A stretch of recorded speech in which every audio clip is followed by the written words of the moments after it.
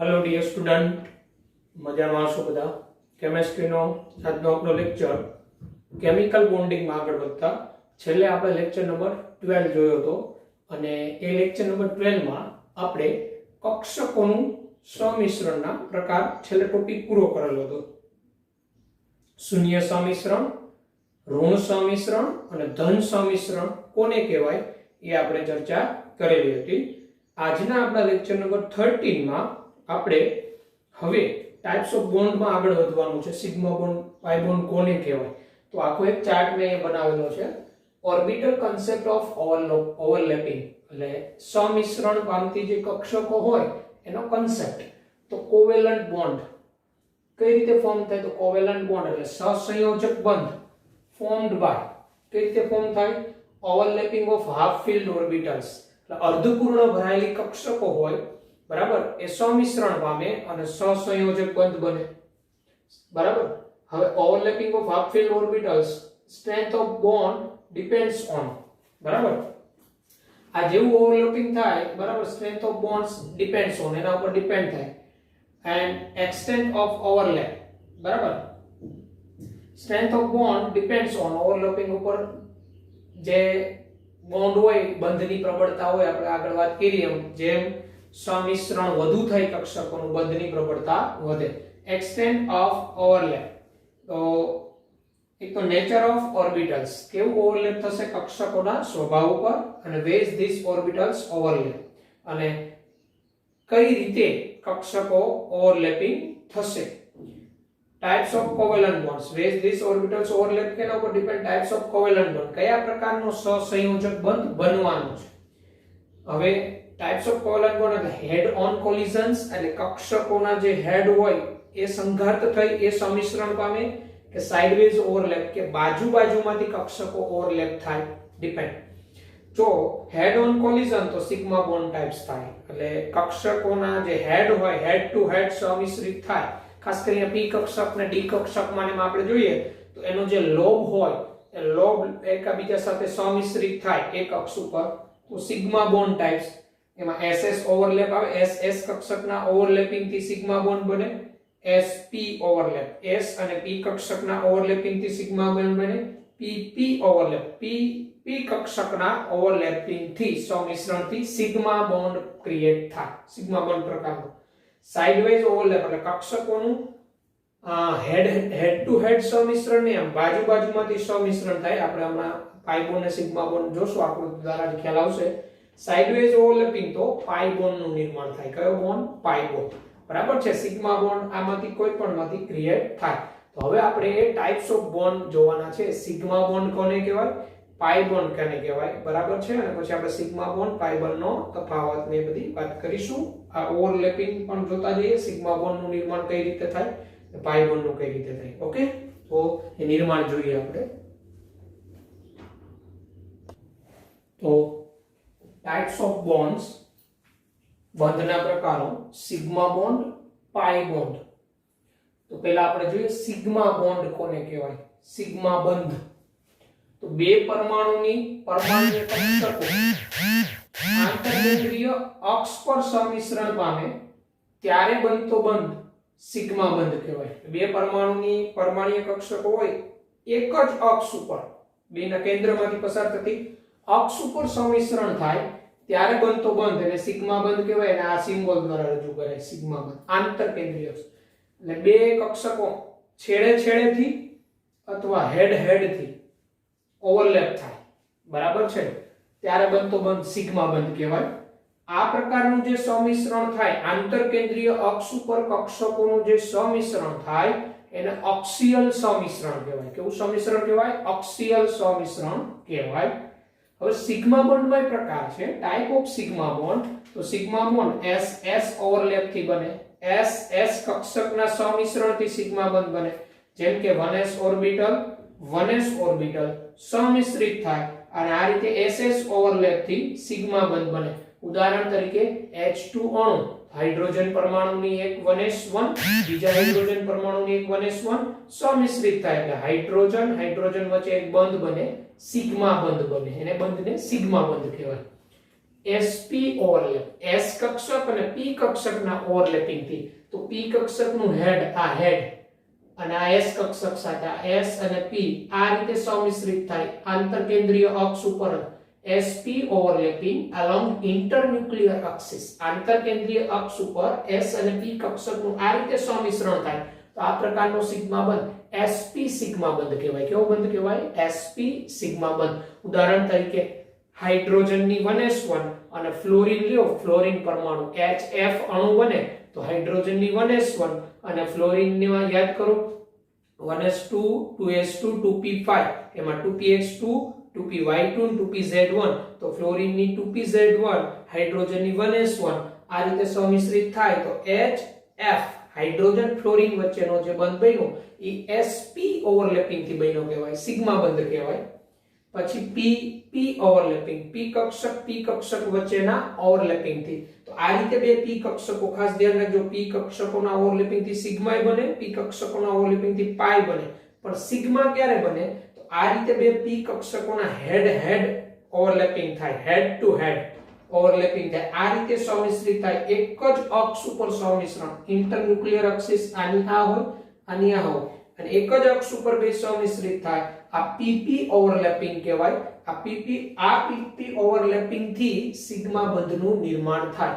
ઉદાહરણ તરીકે F2 તો એક ફ્લોરીનની 2pz1 2pz1 બીજા ફ્લોરીનની 2pz1 આ રીતે છેડેથી સંમિશ્રિત થાય એટલે ફ્લોરીન FF વચ્ચેનો આ જે બંધ બન્યો સમજાવી શકાય, આ બંધ સિગ્મા બંધ. તો આ પ્રકારના આ ત્રણ ટાઈપના સિગ્મા બંધ SS ઓવરલેપિંગ થી બને, SP ઓવરલેપિંગ થી બને અને PP ઓવરલેપિંગ થી. PP ઓવરલેપિંગ માં ધ્યાન રાખવાનું કે સાઈડ વાઇઝ નહીં, એક જ અક્ષ ઉપર હેડ ટુ હેડ ઓવરલેપિંગ થાય બે p કક્ષકોનું, બરાબર. તો આ પ્રકારનો બંધ સિગ્મા બંધ બને. તો આ તો સિગ્મા બંધની વાત. હવે આપણે વાત કરીએ પાઈ બંધનું નિર્માણ કઈ રીતે થાય, પછી સિગ્મા અને પાઈ બંધનો તફાવત વાત કરીએ. ઓકે,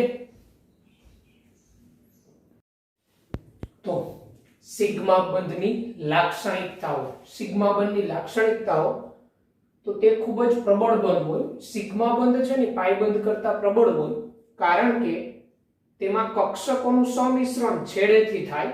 આપણે જોયું હેડ ટુ હેડ કે એન્ડ ટુ એન્ડ સંમિશ્રણ અને એક જ અક્ષ ઉપર થાય, આંતરકેન્દ્રીય અક્ષ ઉપર.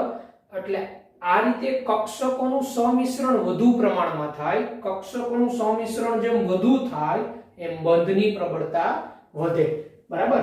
એટલે કીધું એક જ અક્ષ પર થાય તેથી કક્ષકોનું વધુ સંમિશ્રણ થાય. સિગ્મા બંધ ખૂબ પ્રબળ હોય પાઈ બંધ કરતા. આંતરકેન્દ્રીય અક્ષની ફરતે સિગ્મા બંધ ઇલેક્ટ્રોન ઘનતા સમમિતીય વિતરણ થયેલી હોય. એટલે જે આ અક્ષ ઉપર બે કક્ષકો સંમિશ્રણ પામે ને, બરાબર, એ અક્ષની બધી જ બાજુ ઇલેક્ટ્રોન ઘનતા, ઇલેક્ટ્રોન મળી આવવાની સંભાવના એક સરખી જ હોય. ઇલેક્ટ્રોનનું વિતરણ એક સમાન જ હોય, બરાબર, સમમિતીય વિતરણ થયેલું હોય, સિમેટ્રિકલ. સિગ્મા બંધથી જોડાયેલ પરમાણુનું મુક્ત પરિભ્રમણ થાય. જેમાં બે પરમાણુ સિગ્મા બંધથી જોડાય તો સિગ્મા બંધ તો આંતરકેન્દ્રીય બેની અક્ષ એક સરખી જ છે. તો સિગ્મા બંધથી જોડાયેલા પરમાણુ, દાખલા તરીકે અહીંયા એક હાઇડ્રોજન પરમાણુ, અહીંયા એક હાઇડ્રોજન પરમાણુ, તો એનું મુક્ત પરિભ્રમણ થાય. તમે એમાં પરમાણુને આમ રોટેશન આપી શકો, મુક્ત પરિભ્રમણ થાય, કારણ કે સિગ્મા બંધ છે સિમેટ્રિકલી છે અને એક જ અક્ષ ઉપર પથરાયેલો છે. એટલે આ રીતે પરમાણુને, અહીંયા એક હાઇડ્રોજન પરમાણુ છે, આ હાઇડ્રોજન પરમાણુના મૂવમેન્ટ આપતા જાઓ તો સિગ્મા બંધનું રોટેશન થાય, કારણ કે સિમેટ્રિકલી છે, નળાકાર સમમિતિ. અને સિગ્મા બંધથી જોડાયેલા બે પરમાણુ હોય એમાં કોઈ એક પરમાણુને એમ જ રાખવાનું, બીજા પરમાણુનું મુક્ત પરિભ્રમણ શક્ય બને અક્રોસ, બરાબર. સિગ્મા બંધ એટલે મુક્ત પરિભ્રમણ થાય. સિગ્મા બંધની પ્રબળતા, તો આ જે સિગ્મા બંધની પ્રબળતા તો ડાયરેક્શનલ બોન્ડ છે, આ કક્ષકોના ડાયરેક્શન પર ડિપેન્ડ થાય. અને p કક્ષક આપને ખબર હોય તો ડાયરેક્શનલ કક્ષક છે, px py pz પર્ટિક્યુલર એના ડાયરેક્શન નિશ્ચિત છે. એટલે p કક્ષકના સંમિશ્રણથી જે સિગ્મા બોન્ડ બને એ વધુ સ્ટ્રોંગ હોય, પછી s અને p ના સંમિશ્રણથી અને પછી ss સંમિશ્રણથી, બરાબર છે. એટલે p કક્ષકોના સંમિશ્રણથી બનતો સિગ્મા બંધ વધુ સ્ટ્રોંગ હોય. એટલે સિગ્મા બોન્ડની પ્રબળતા કક્ષકોના ડાયરેક્શન પર ડિપેન્ડ થાય અને p કક્ષક ડાયરેક્શનલ ઓર્બિટલ છે એટલે આવી કક્ષકોના સમિશ્રણથી બનતો સિગ્મા બંધ વધુ સ્ટ્રોંગ હોય. સિગ્મા બંધ નંબર 5 સિગ્મા બંધ એકલો પણ નિર્માણ પામી શકે. બે પરમાણુ વચ્ચે સિગ્મા બંધ એકલો નિર્માણ પામી શકે. પાઈ બોન્ડ એકલો નિર્માણ ન થાય. સિગ્મા બોન્ડ બને પછી પાઈ બોન્ડ નું નિર્માણ થાય. એટલે હાઇડ્રોજન પરમાણુ વચ્ચે સિગ્મા બોન્ડ જ બને એકલો નિર્માણ પામી શકે અથવા પાઈ બંધ સાથે પણ નિર્માણ પામી શકે. આપણે આવશે આલ્કીન આલ્કાઇન એમાં કાર્બન કાર્બન વચ્ચે સિગ્મા બોન્ડ હોય ને પાઈ બંધ એ હોય. બરાબર. આલ્કેનમાં કાર્બન કાર્બન વચ્ચે ઓન્લી સિગ્મા બોન્ડ હોય. તો સિગ્મા બોન્ડ આલ્કીનમાં હોય કાર્બન કાર્બન વચ્ચે આલ્કાઇનમાં હોય એટલે પાઈ બંધની સાથે સિગ્મા બંધ નિર્માણ પામે. બરાબર. સિગ્મા બંધ પોતે એકલોય નિર્માણ પામી શકે. સંકૃત કક્ષકો અથવા સંકરણ વગરની કક્ષકો સિગ્મા બંધ બનાવવામાં ભાગ લઈ શકે. આ વાત આપણે કરીશું સંકરણ આવશે ને ત્યારે સંકૃત કક્ષક કોને કહેવાય આપણે સમજીશું. એટલે હાલ મુદ્દો યાદ રાખજો ત્યાં હું સમજાવીશ. પાઈ બોન્ડ કોને કહેવાય? પાઈ બોન્ડ તો p કક્ષકોના બાજુમાંથી સમિશ્રણથી બનતા બંધને પાઈ બંધ કહેવાય. એટલે આ એક p કક્ષક હોય આવી બીજી p કક્ષક હોય. આ એક p કક્ષક આ બીજી p કક્ષક આ રીતે બાજુમાંથી અહીં સાઇડ વાઇઝ ઓવરલેપિંગ આ p કક્ષકનો લોબનો આ ભાગ આનો આ ભાગ એ રીતે નીચેના લોબનો આ ભાગ આ રીતે સમિશ્રણ થાય ને સાઇડ વાઇઝ ઓવરલેપિંગ કહેવાય ને સાઇડ વાઇઝ બાજુમાંથી સમિશ્રણ થયું. બરાબર છે. એની આંતરકેન્દ્રીય અક્ષ આની આ હોય આંતરકેન્દ્રીય અક્ષ ઉપર સમિશ્રણ નથી એટલે આ સમિશ્રણ થાય ને એ ખૂબ વધુ સમિશ્રણ ન હોય. સિગ્મા બંધમાં જેવી રીતે એક જ અક્ષ ઉપર સમિશ્રણ થાય એવું આમાં ન થાય.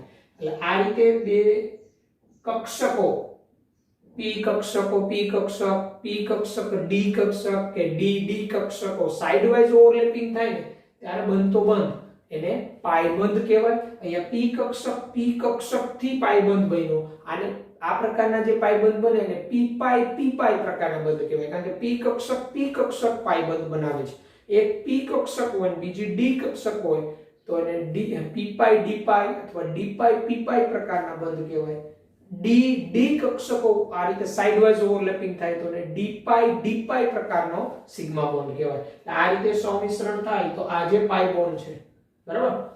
અને આ જે સમિશ્રણ થાય એટલે હકીકતે પછી શું થઈ જાય તો આ રીતે આ આંતરકેન્દ્રીય અક્ષ છે આ બે લોબના સમિશ્રણથી આ ઇલેક્ટ્રોન વાદળ એક આંતરકેન્દ્રીય અક્ષની ઉપર અને આ એક ઇલેક્ટ્રોન વાદળ આંતરકેન્દ્રીય અક્ષની નીચે આ રીતે આ ઇલેક્ટ્રોન વાદળ કહેવાય ને ઇલેક્ટ્રોન વાદળ આ ઇલેક્ટ્રોન મળી આવવાની સંભાવના સૂચવે.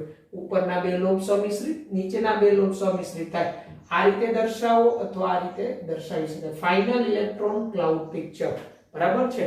એટલે આ રીતે આ પાઈ બંધ બન્યું. પાઈ બંધમાં આંતરકેન્દ્રીય જે અક્ષ હોય ને એનાથી દૂર હોય ઇલેક્ટ્રોન વાદળ એક સમતલની ઉપર અને એક સમતલની નીચે.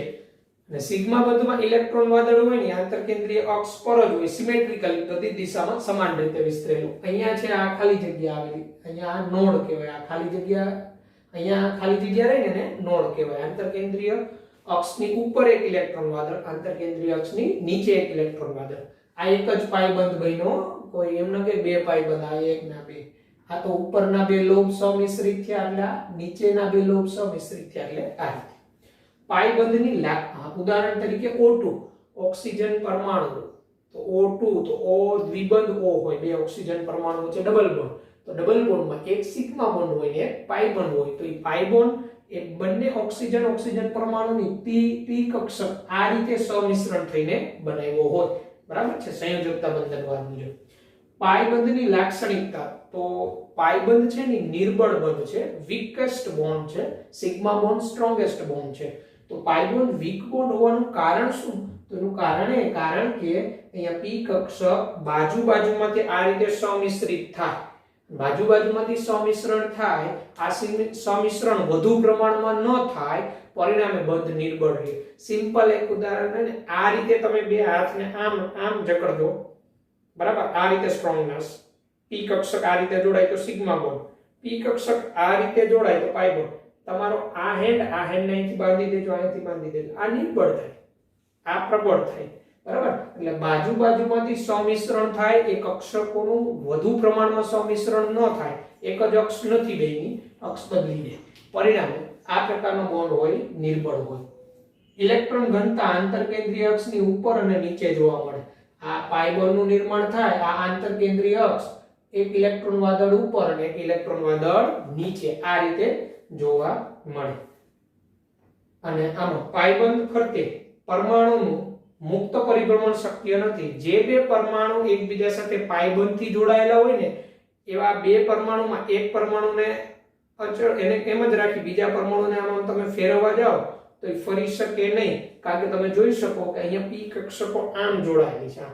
તો અહીંયા આ બાજુના પરમાણુને તમે આમ ફેરવવા જાઓ, કોઈ પણ બાજુ ભ્રમણ આપવા જાઓ તો પાઈબંધ બ્રેક થઈ જાય, પાઈબંધ તૂટી જાય. કારણ કે આ જે પાઈબંધ છે આ રીતે બનેલો છે. આ પી કક્ષક, આ બીજી પી કક્ષક આ રીતે જોડાયેલી છે, અહીંથી જોડાયેલી છે. તો અહીંયા જે પરમાણુ હશે, અહીંયા જે આ પરમાણુ કે અહીંયા પરમાણુ, એને તમે આમ ફેરવવા જાઓ તો પી કક્ષક જો વળી જાય, આ વળી જાય એટલે આ પાઈ બોન્ડ તૂટી જાય. એટલે પાઈબંધથી જોડાયેલા બે પરમાણુમાં એ પાઈબંધની ફરતે પરમાણુનું મુક્ત પરિભ્રમણ શક્ય નથી.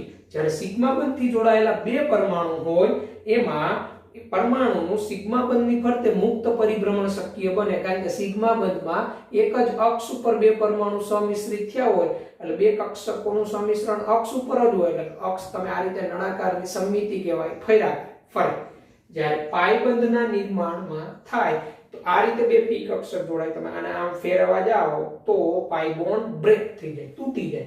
એટલે પાઈબંધ ફરતે પરમાણુનું મુક્ત પરિભ્રમણ શક્ય નથી, કારણ કે પરમાણુના મુક્ત ભ્રમણને લીધે પાઈબંધ તૂટી જાય. બરાબર છે? એટલે આ પાઈબંધની લાક્ષણિકતા. બરાબર છે? હવે બંનેનો આપણે તફાવત દર્શાવી દઈએ, સિગ્મા બંધ અને પાઈબંધનો. ઓકે, તો ડિફરન્સ બિટવીન સિગ્મા એન્ડ પાઈબંધ. સિગ્મા અને પાઈબંધ આપણે ભણી ગયા, બે વચ્ચેનો તફાવત શું? બરાબર છે? ફટાફટ સમજી જઈએ. Sigma bond, the bond is formed by the overlap of orbitals along internuclear axis. બરાબર છે? એટલે આંતરકેન્દ્રીય અક્ષ ઉપર બે કક્ષકોના સમિશ્રણથી બનતો બંધ સિગ્મા બંધ. It include SS, SP અને PP overlapping. બરાબર? SS overlapping, SP overlapping, PP overlapping થી સિગ્મા બંધ બને. જોઈ ગયા છીએ આપણે. પાઈ bond, the bond is formed by sideways overlapping of orbitals. બરાબર છે? એટલે બે કક્ષકોના sideways overlapping એટલે બાજુમાંથી સમિશ્રણથી બનતો બંધ પાઈ બંધ includes PP overlapping. p pi બંધ હોય તો PP overlapping, p કક્ષક p કક્ષકોનો સમિશ્રણ પણ બાજુમાંથી. આપણે જોઈ ગયા sigma bond. It is a strong bond. Sigma bond છે પ્રબળ બંધ હોય, કારણ કે એક જ અક્ષ ઉપર કક્ષકોનું એન્ડ ટુ એન્ડ કે હેડ ટુ હેડ સમિશ્રણ એટલે strong. It is a weak bond. Pi bond છે નિર્બળ હોય, કારણ કે કક્ષકોનું બાજુમાંથી સમિશ્રણ વ્યવસ્થિત મિશ્રણ ન થાય તો બંધ નિર્બળ રહી જાય. સિગ્મા બોન્ડમાં electron cloud symmetrical about the line joining the two nuclei. એટલે બે પરમાણુના કેન્દ્રને જોડતી એક રેખા હોય એ એટલે એક ધરી, જેને આપણે આંતરકેન્દ્રીય અક્ષ કહીએ છીએ. બરાબર? ઇલેક્ટ્રોન વાદળ એની ફરતી બાજુ સિમેટ્રિકલી ડિસ્ટ્રીબ્યુટ થયેલું હોય, સમમિતીય રીતે વિસ્તરેલું હોય. જ્યારે પાઈબંધમાં આપણે જોઈ ગયા હતા ઇલેક્ટ્રોન ક્લાઉડ અનસિમેટ્રિકલી, ઇલેક્ટ્રોન વાદળ અસમમિતીય રીતે, and there is electron density. Electron density એટલે ઇલેક્ટ્રોન ઘનતા above the internuclear axis and below the internuclear axis. એટલે આંતરકેન્દ્રીય અક્ષ હોય એની ઉપર ઇલેક્ટ્રોન વાદળ અને નીચે ઇલેક્ટ્રોન વાદળ અનસિમેટ્રિકલી ડિસ્ટ્રીબ્યુટ હોય પાઈબંધમાં. Number 4, there can be free rotation of atoms around these bonds. બરાબર? સિગ્મા બંધમાં there can be free rotation of atoms around these bonds. એટલે આ જે બંધ બન્યો હોય એની ફરતે પરમાણુનું મુક્ત પરિભ્રમણ શક્ય બને. Free rotation not possible around this bonds. એટલે પાઈ બોન્ડની ફરતે પરમાણુનું મુક્ત પરિભ્રમણ શક્ય બને નહીં, કારણ કે પાઈ બંધ તૂટી જાય. બે પી કક્ષક સાઈડમાંથી જોડાયેલી હોય, આમ કરવા જાય આમ બંધ તો બે પી કક્ષકોના જોડાણ તૂટે, પાઈ બંધ તૂટી જાય. Sigma bond. The shape of the molecule is determined by the these bonds અને આ બંધથી સિગ્મા બંધની મદદથી અણુનો આકાર નક્કી કરી શકાય સિગ્મા બંધને ધ્યાનમાં લઈને. These bonds do not affect the shape of the molecules એટલે અણુના આકાર ઉપર પાઈ બંધ કોઈ અસર કરતો નથી. નંબર 6 સિગ્મા ઇલેક્ટ્રોન આ સિગ્માનો સિમ્બોલ છે. Sigma electrons are referred as localised એટલે સિગ્મા બંધ જે ઇલેક્ટ્રોન દ્વારા બન્યો હોય એ ઇલેક્ટ્રોન હોય ની બંધમાં સ્થાનીકૃત હોય પોતાનું સ્થાન બદલતા ન હોય. Pi electrons are referred as mobile electrons pi electron હોય ને એ મુક્ત રીતે ફરી શકતા હોય ગતિ કરી શકે. બરાબર આપણે ઓર્ગેનિક ની અંદર ને જોવાનું એ આવશે. Number 7 sigma bond can independent existence એટલે સિગ્મા બંધ છે એ પોતે એકલો પણ નિર્માણ પામે. આપણે વાત થઈ ગઈ જ્યારે pi bond always exists along with a sigma bond pi બંધ હંમેશા સિગ્મા બંધ હોય તો જ જોવા મળે. સિગ્મા બંધ હોય તો જ સાથે પાઈ બંધ હોય પણ સિગ્મા બંધ પોતે એકલો જોવા મળે. તો આ તો સિગ્મા બંધ અને પાઈ બંધનો તફાવત. બરાબર છે. તો એ આપને ખબર હોવી જોઈએ અને મગજમાં એક રાખવાનું જ્યારે કોઈ એક સિંગલ બોન્ડ હોય ને એક બે પરમાણુ છે તો એ સિગ્મા બંધ હોય. દ્વિબંધ હોય ને બે પરમાણુ વચ્ચે તો એક સિગ્મા અને એક પાઈ હોય. ત્રિબંધ હોય ને બે પરમાણુ વચ્ચે ત્રિબંધ તો બે પાઈ બંધ ગણવાના ને એક સિગ્મા બંધ ગણવાનો. આ આપને ખબર હોવી જોઈએ. બરાબર છે. તો પછી આગળ વધીએ. તો calculation of sigma and pi bond. Sigma અને પાઈ બંધની ગણતરી તમને કોઈ બંધારણ આપી દે એમાં સિગ્મા બંધ કેટલા પાઈ બંધ એવું પૂછે તો બે પરમાણુ વચ્ચે પેલા કેટલા બંધ છે ને દર્શાવી દેવાના. બરાબર. અને એક આ ખાસ pi bonds are formed only when sigma has already formed. Sigma બંધ બની ગયો હોય પછી પાઈ બંધ એમાં નિર્માણ પામે. અ સિંગલ બોન્ડ હેઝ બે પરમાણુ વચ્ચે એક જ બંધ છે સિંગલ બંધ તો એને વન સિગ્મા બોન્ડ ગણાય. એ એક સિગ્મા બંધ કહેવાય. અ ડબલ બોન્ડ હેઝ બે પરમાણુ વચ્ચે દ્વિબંધ હોય દ્વિબંધ તો એમાંથી એક સિગ્મા બંધ અને એક પાઈ બંધ ગણવાનો. અ ટ્રિપલ બોન્ડ હેઝ બે પરમાણુ વચ્ચે ત્રિબંધ હોય તો એક સિગ્મા બંધ અને બે પાઈ બંધ ગણ. બરાબર. બોન્ડ એનર્જી બંધ ઉર્જા તો સિંગલ બોન્ડ કરતા ડબલ બોન્ડ ની વધારે ડબલ બોન્ડ કરતા triple bond. DB double bond TB triple bond. Simple વાત છે. એક લાકડી તમે સહેલાઈથી તોડી શકો. બે લાકડી સાથે રાખો તો એના કરતા વધુ બળની જરૂર પડે. ત્રણ લાકડી સાથે તોડવા જાવ વધુ બળની એટલે એકલ બંધ કરતા દ્વિબંધને તોડવા ઊર્જા વધુ જોઈએ. દ્વિબંધ કરતા ત્રિબંધને તોડવા ઊર્જા વધુ જોઈએ. બોન્ડ એનર્જી બંધ ઊર્જા. રિજિડિટી. બરાબર છે. રિજિડિટી એટલે એક પ્રકારની સુદ્રઢતા દ્રઢતા. તો બંધ પ્રબળ હશે તો એની દ્રઢતા વધુ મજબૂત હશે મજબૂતાઈ. તો સિંગલ બોન્ડ કરતા ડબલ બોન્ડ કરતા ટ્રિપલ બોન્ડ. સ્ટેબિલિટી સ્થાયીતા તો સિંગલ બોન્ડ કરતા ડબલ બોન્ડ ની સ્થાયીતા વધુ ટ્રિપલ બોન્ડ કરતા ડબલ બોન્ડ ની સ્થાયીતા વધારે હોય. રિએક્ટિવિટી સક્રિયતા તો સક્રિયતા તો સિંગલ બોન્ડ કરતા ડબલ બોન્ડ વધુ સક્રિય કારણ કે એમાં પાઈ બોન્ડ હોય. બરાબર છે. પાઈ બંધ આપને ખબર હોય તો નહીં પડે. પાઈ બંધને કારણે પાઈ ઇલેક્ટ્રોનને કારણે સક્રિયતા. ડબલ બોન્ડ કરતા ટ્રિપલ બોન્ડ વધુ સક્રિય કારણ કે ટ્રિપલ બોન્ડમાં બે પાઈ બંધ હોય એને કારણે એની સક્રિયતા વધારે.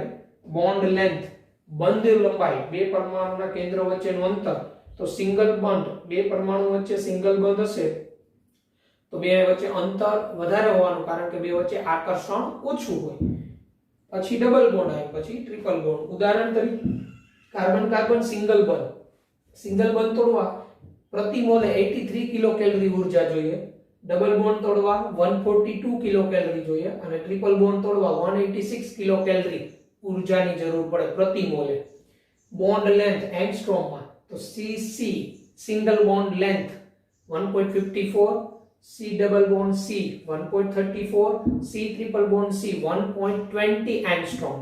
તો જેમ બે પરમાણુ વચ્ચે બંધની સંખ્યા વધે બંધ લંબાઈ ઘટે છે. તો આ રીતે સિગ્મા અને પાઈ બંધની ગણતરી કરી શકાય. તો હવે આપણે આપણે વધીએ તો હવે આ સંયોજકતા બંધનવાદમાંથી જ આ કક્ષકોના સમિશ્રણ ઉપરથી જ બે પ્રકારના બંધ આવ્યા, સિગ્મા અને પાઈ બંધ.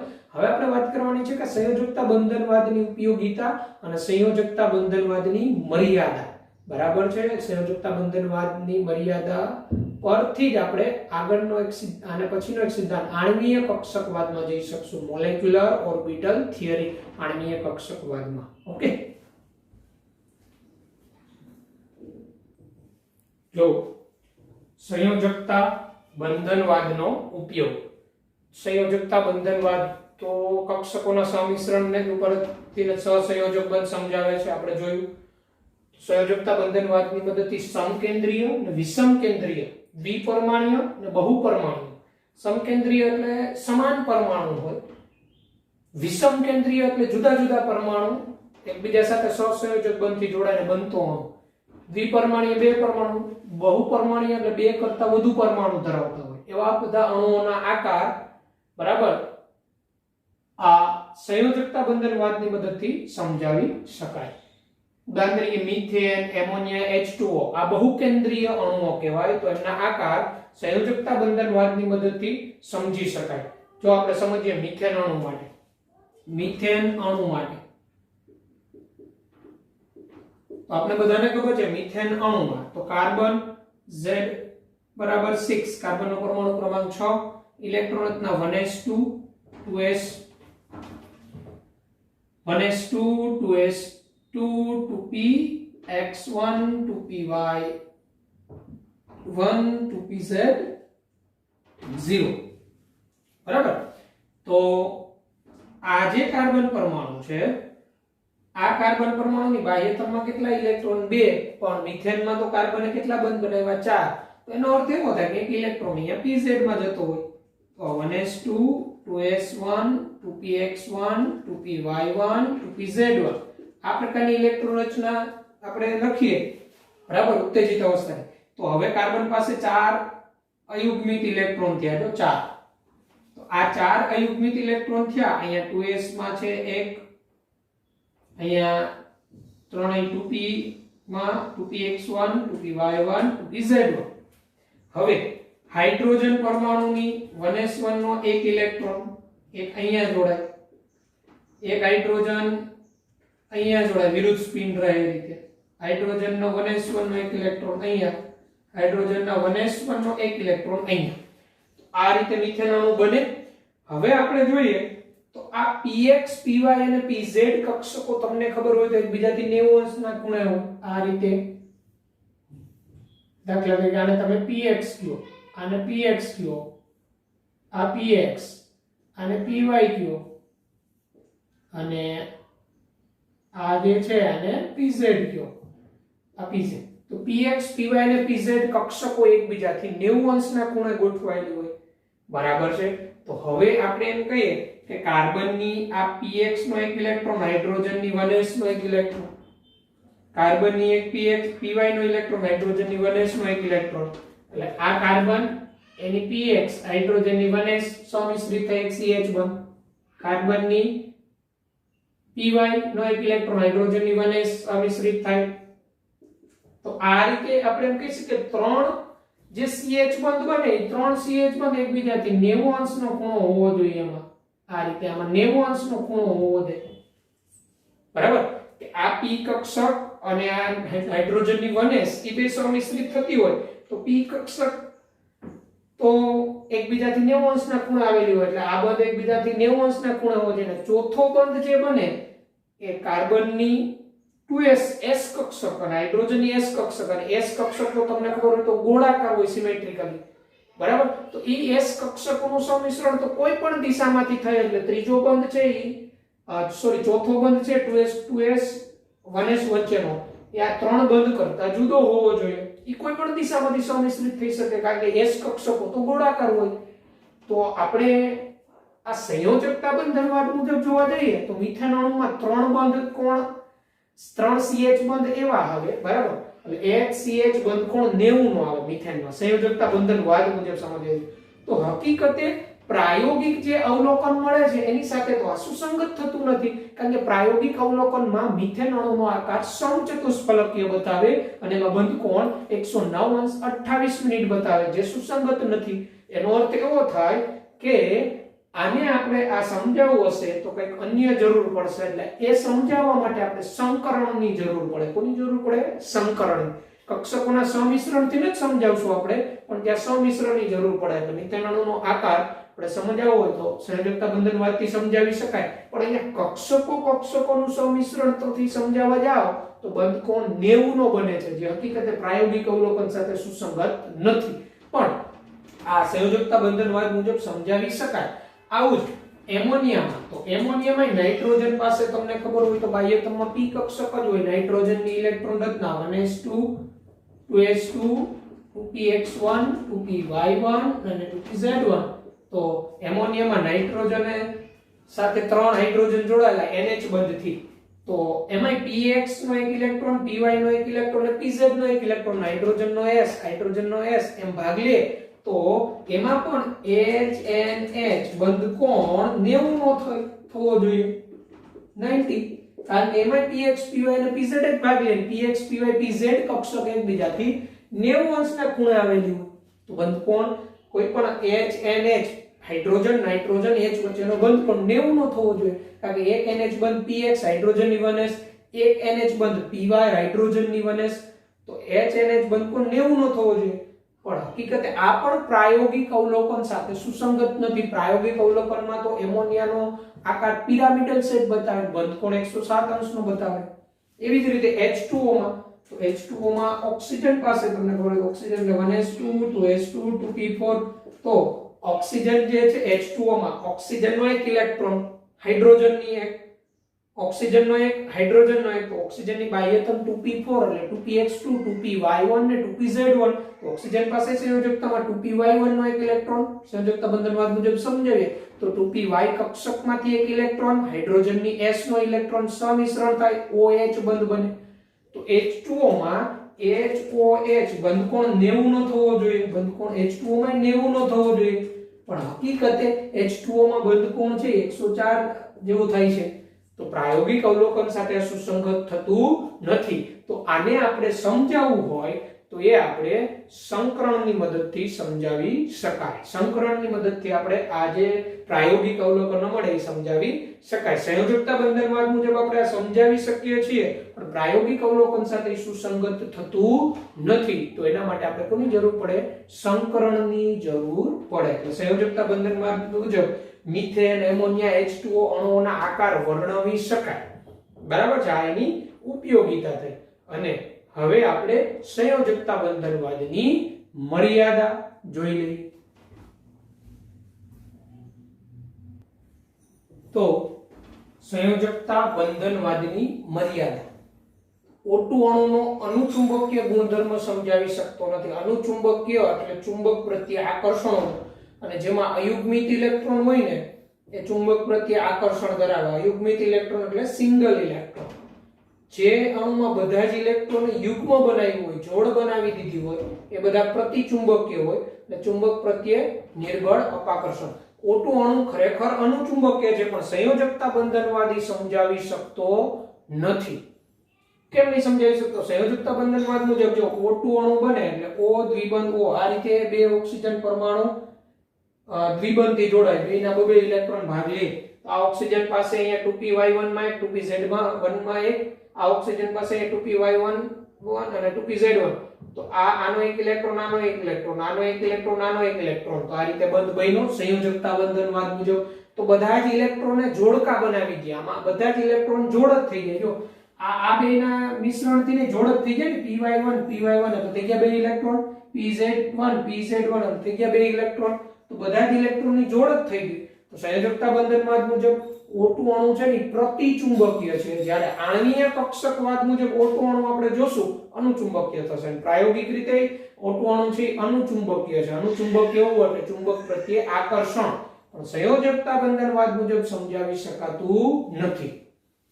બીજું, બંધ નિર્માણને કારણે પરમાણુની બાહ્યતમ કક્ષા સિવાયની કક્ષકો પર શું અસર થાય? તે સમજાવી શકતો નથી સંયોજકતા બંધનવાદ. બરાબર છે. બાહ્યતમ કક્ષા સિવાયની કક્ષકો ઉપર શું અસર થઈ જાય, બંધ નિર્માણ થાય ત્યાંની, તો એ સમજાવી શકતો નથી. એકી સંખ્યામાં ઇલેક્ટ્રોન ધરાવતા અણુની માહિતી આ સિદ્ધાંત દ્વારા મળતી નથી. એટલે કોઈ અણુની અંદર સિંગલ ઇલેક્ટ્રોન રહેલો હોય, એકલ ઇલેક્ટ્રોન, તો એના વિશેની માહિતી આ સિદ્ધાંત દ્વારા મળતી નથી. તો આ હતી સંયોજકતા બંધનવાદની મર્યાદા. તો અહીંયા આપણે સંયોજકતા બંધનવાદ છે એ પૂર્ણ કરીએ છીએ. નેક્સ્ટ લેક્ચરમાં આપણે સંકરણ વિશે વાત કરીશું ને સંકરણના પ્રકારો સમજીશું, સંકરણ નું કારણ શું, સંકરણ આવ્યું ક્યાંથી, આ બધી વગેરે બાબતો ઇમ્પોર્ટન્ટ ટોપિક આપણે સમજીશું. અને પછી આપણે બીજા વાદમાં જશું MOT થિયરીમાં, મોલેક્યુલર ઓર્બિટલ થિયરી. ઓકે, તો આજના લેક્ચરમાં જે ચાલેલું વ્યવસ્થિત કોન્સેપ્ટ ક્લિયર કરવો, સમજી લેવાનું. બરાબર છે. ન ખ્યાલ આવે તો ક્વેશ્ચન કરવાનો. Okay, good bye, take care.